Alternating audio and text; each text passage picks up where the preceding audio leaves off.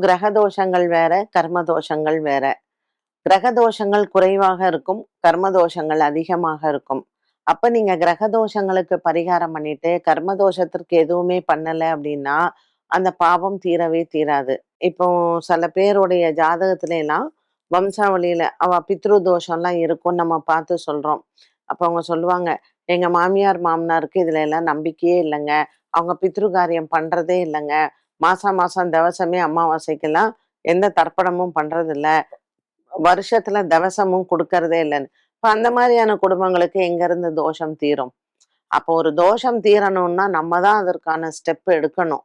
ஒரு கர்ம தோஷம் தீரணுங்கிறது அவ்வளோ லேஸ்ல தீரவே தீராது. ஸோ உங்க கர்ம தோஷம் தீருவதற்கு நீங்க அது அனுதினமும், தினமுமே நம்ம ஏதாவது ஒரு நல்ல செயல் செய்யத்தான் வேண்டும்.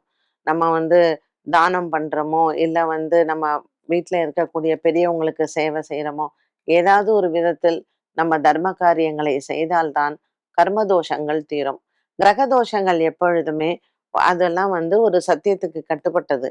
ஒரு 24 நாள், ஒரு 14 நாள், 9 நாள் இப்படி நம்ம ஏதாவது ஒரு பூஜைகள் செய்யும் பொழுது கிரக தோஷங்கள் தீர்ந்துரும். ஆனால் கர்ம தோஷம் தீர்வதற்கு நம்ம ஜென்மங்கள் எடுத்து தீர்க்கக்கூடியதாக கூட இருக்கலாம்.